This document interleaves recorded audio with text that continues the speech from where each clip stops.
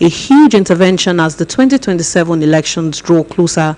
In a statement by its National Publicity Secretary, Malam Bolaji Abdullahi, ADC questioned the timing, funding and accountability of the program unveiled by First Lady, Senator Oluyole Tinubu. Abdullahi said Atiku's proposal for targeted production subsidy to reduce the cost of living had been rejected by the administration, only for government to introduce a $1 billion intervention to cushion Nigerians from economic shocks. ADC also challenged the government to account for more than 600 billion naira it said had been disbursed as cash transfers to slightly more than 10 million households over the past 3 years. The party demanded evidence of the beneficiaries and measurable impact of the expenditure, while questioning the reliability of the social register used for such interventions. It further questioned the proposed 40,000 naira shock response payment, warning that the program could amount to vote buying ahead of the 2027 elections. ADC also questioned the constitutional and administrative basis for the First Lady's role in unveiling a federal government's program involving $1 billion, demanding to know who approved the funds, under which budget head and which institution would account for the money, while saying it supported genuine efforts to protect vulnerable Nigeria, restoring purchasing power, production and dignity. Meanwhile, renowned economist Professor Aderibigbe Olomola has opined that the return of fuel subsidy will plunge Nigeria into intractable economic woes that would make future generations not to forgive the current leadership in the country. The Professor Aderibigbe Olomola stated this while featuring on the BCS TV Current Affairs Yoruba program Kutu Hai. Our man Bode Akinjola compared excerpts from the live television program. Bode's report is represented by Olamiposi Ishola. The Thursday live Yoruba Current Affairs program, Kutuai, was timed to dissect the former Vice President Atiku Abubakar's proposal to restore fuel subsidy if elected president in 2027. Featuring on the program, a renowned economist and royal father of Itebomi, Professor Aderibigbe Olomola, noted that the reversal of the fuel subsidy is not a good thing to be canvassed at this stage of Nigeria's economic travails. Professor Olomola stated that the subsidy removal policy should be allowed to run its course, noting that reversal will subject the country to immeasurable economic calamity. It is advisable that we allow the policy to run its course. That is, the subsidy remover should be allowed to run its course. More often than not, this episodic and frequent reversal of policy will not allow us to even to see the benefits of a particular policy, no matter how well thought the policy has been. This removal has been a well thought policy in the right direction, and it is also associated with other measures, exchange rate liberalization, and then the economy is now being macro stabilized. The renowned economist added that the country needs to address hunger, promote agriculture, and put policies in place for poverty alleviation. A reversal of this policy is not what should be canvassed at this stage. Otherwise, Nigeria will be subjected to an intractable economic woes that even future generations will not pardon us for plunging them into that kind of woes. So let this removal run its course, and all the associated policies succor to the people, to get the vulnerable people, to support them, to weather the storm. I mean, in the next 2 years, for example, we should be able to have weathered the storm, and then we should be able to see the benefits clearly in terms of growth. Even now, the economy is projected to grow by 4.1% this year. Also featuring on the program, the chairman of Oyo State Chartered Institute of Taxation of Nigeria, Mr. Oyeshina Oyebamiji, noted that the lack of transparency in administration and policy of government gives room for suspicion. Mr. Oyebamiji added that there is need to address economic hardship with a sustainable solution. Government needs to be more transparent in the issue of fuel subsidy, more accountable. We need to re-strategize, look at what has been happening to the various refineries we have, what we can do to improve their workability of performance, and how we can improve in having a local, more of refinery in Nigeria, and be felt economically down to the poor Nigerians. However, Mr. Oyebamiji further said the real measure of the reform should not be the savings alone, but what the government at all tiers does with those savings. The pains that Nigerians are facing on the issue of a subsidy removal, Nigerians believe they have not been seeing the impact on this economically. So instead of making this a more political argument, we need to look at where we are coming from, how this subsidy of a thing will impact the economy, and subdue the pains Nigerians are facing. The all agreed returning to the old subsidy system without a clear structural framework will create the problems that made the policy unsustainable. The presidential candidate of the Allied People's Movement, APM, and the governor of Oyo State, Seyi Makinde, has appointed Barrister Anthony Ehilebo as a special advisor on media and digital communication, according to a statement signed by the special advisor on media to the governor, Dr. Sulaiman Lolarewaju.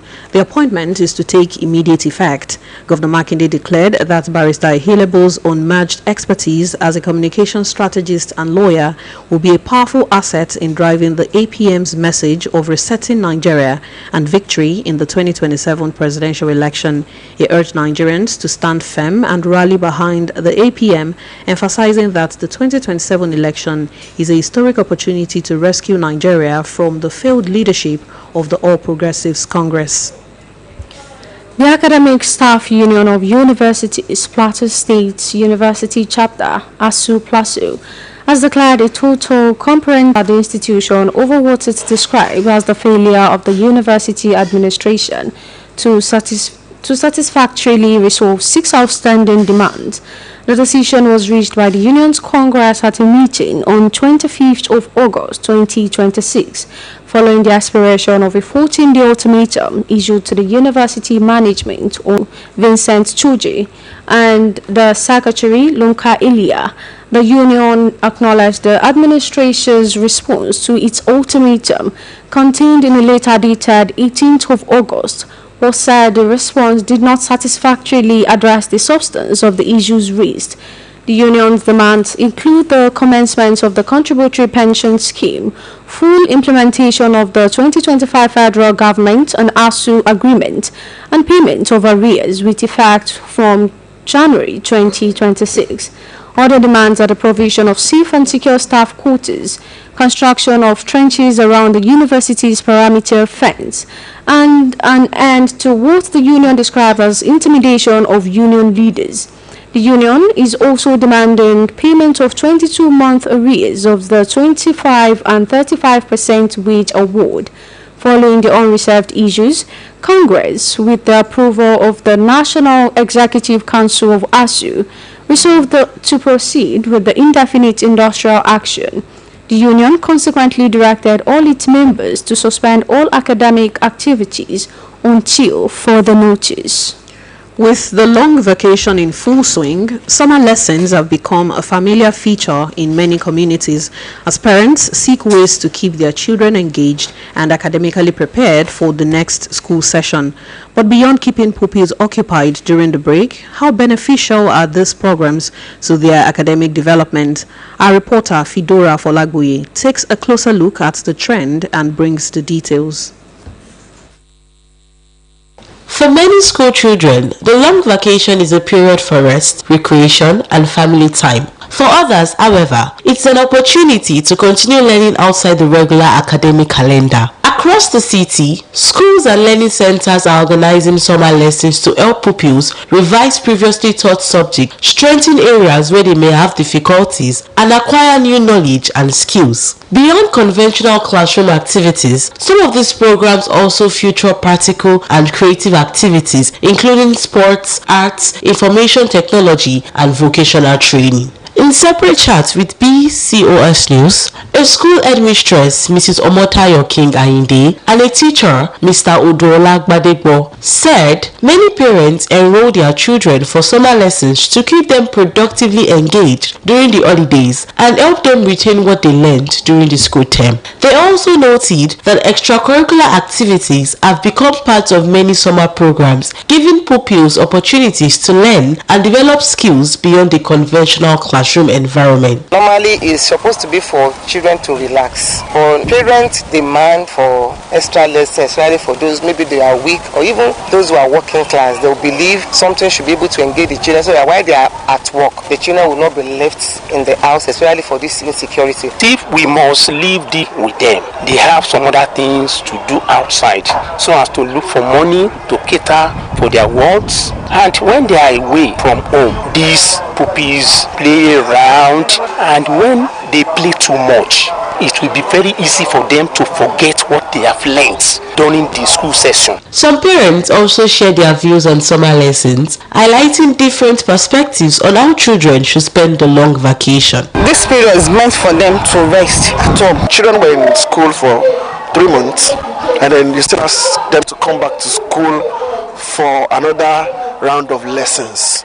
I feel summer lessons shouldn't be a kind of coaching that has to do with academics. It can be extracurricular activities where they can use in developing their brain, their character, learn skills and all of that. For some students, attending summer lessons is preferable to staying at home, as they get the opportunity to learn new things, develop their skills and interact with their peers. They teach us basketball games, football games, and all other sort of things. The best explanation. I prefer coming to summer lesson than staying at home because it's fun and learning before we come back into school. While summer lessons continue to gain popularity as a way of sustaining learning during the long vacation, education stakeholders stress the importance of striking a balance between, as they say, will help children make the most of the holiday and return to school refreshed, better prepared and ready for a new academic session. Fidora Afolagwe, BCOS News. This broadcast of Newscope comes to you from the Broadcasting Corporation of Oluyole State, Ibadan. The Economic and Financial Crimes Commission, Ibadan Zonal Directorate, has arraigned a man, Yusuf Oyekbeju, before Justice Oluyole Adetujoye of the Oluyole State High Court, Ibadan. Oyekbeju, alongside his two companies, Alwajiz International Nigerian count charge bordering on forgery, altering of a document, stealing by conversion, and obtaining money under false pretense to the tune of 27,697,900 naira. This was contained in a statement issued by the EFCC head of media and publicity, Dele Oyewale, in Ibadan, the state capital. The charges, according to the statement, alleged that Oyekbeju defrauded an Islamic cleric, a Dubai-based Nigerian, Fasasi Bayonle, of his monies and property. The defendant pleaded not guilty to the charges when they were read to him. Following the defendant's plea, prosecution counsel Sanusi Galadanshi asked the court for a day to commence trial and prayed that he be remanded in a correctional facility.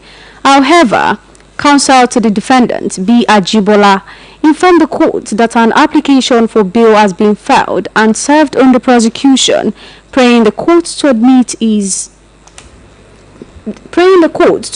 client to bail. Justice Adetujoye subsequently adjourned the matter for hearing of bail application and remanded the defendant in Agodi Correctional Center. Leadership development is an important part of preparing young people to become responsible, confident and capable members of society in Ibadan. The 6-day boot camp brought together 80 children for leadership and life skills training, culminating in a graduation and closing ceremony in Ibadan. Our correspondent, Oluyole, who was at the ceremony, reports. The 6-day I-Lead 3.0 boot camp brought together 80 young participants who were trained in leadership, life skills, and practical ways of responding positively to everyday challenges. According to the Executive Director, Gender Alive Foundation, Mrs. Jadesola Ajibola, the program is designed to equip children with essential leadership and life skills by exposing them to practical experiences through interactions with different organizations, with continued efforts for vulnerable children, women, and families. We want them to be able to work and act as leaders wherever they find themselves, in school, in church, in mosque, in the community. We want them to take away these learnings, this training, and train other children, impact other children. And more importantly, this program is free. Why are we making it free? Because we feel that there are people in the society who can contribute to the success of children. Guest speaker at the ceremony, former registrar, Teachers Registration Council of Nigeria, TRCN, Professor Josiah Ajiboye, described the initiative as a lauded effort aimed at empowering young people with the skills needed to navigate future challenges. He called for greater support for programs that positively engage young people and promote leadership development. If we can have all this replicated in different places, we believe our society will not be the same. Instead of having alimajiri children who will be begging on the streets, this is one of the ways by which we can engage our children, and I think it's a wonderful approach. The General Secretary of the Nigerian Labour Congress, Emmanuel Ugwaja, has died at the age of 60 after a protracted illness. Details surrounding his death remain sketchy as of the time of filing this report. The NLC President, Joe Ajaero, announced Ugwaja's death to members of the Congress National Executive Council during their ongoing meeting in Enugu State. Ajaero reportedly read a letter from the deceased family informing delegates of his passing. Ugwaja, a veteran trade unionist and lawyer, had served as the NLC General Secretary since August 2019, following the ratification of his appointment by the Congress's National Executive Council at a meeting in Kano. He succeeded the retiring Peter Ozueson as General Secretary. Ugwaja was responsible for coordinating the administrative and strategic operations of the Labour Center, including relations with the NLC's affiliate unions, industrial relations, negotiations with government and employers, policy implementation, and nationwide mobilization.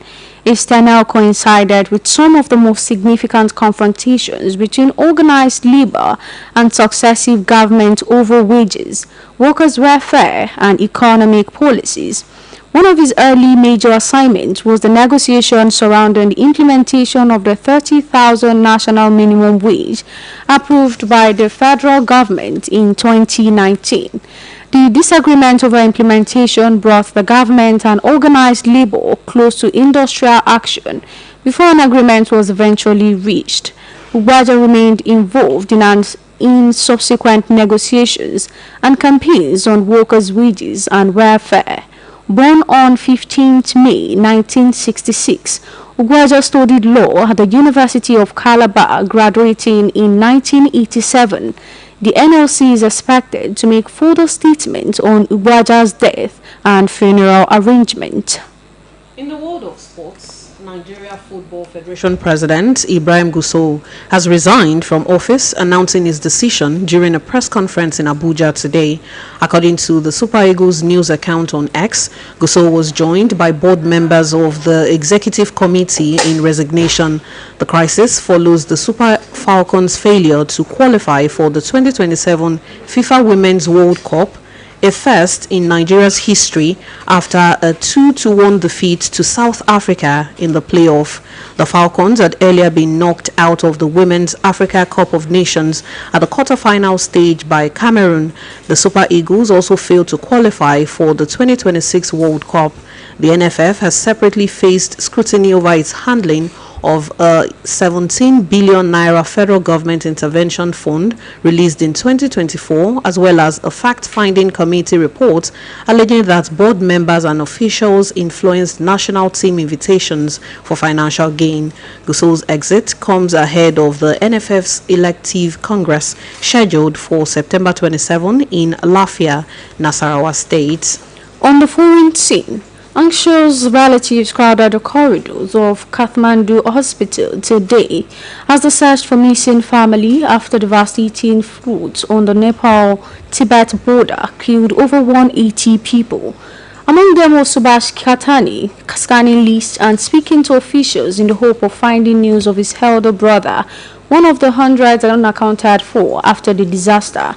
Nepal's disaster agency said that 823 people remained out of contact on August 27, more than 24 hours after a deadly flood tore through the border region with Tibet. On Wednesday, a tsunami-like wall of water and mud swept through villages and towns along the Bote Koshi and Trishuli rivers, with Nepali police saying they had recovered 177 bodies. Rasura in northern Nepal was the first district hit, but deaths were reported in 7 districts as flood waters surged more than 160 kilometers south to Chitwan near the Indian border.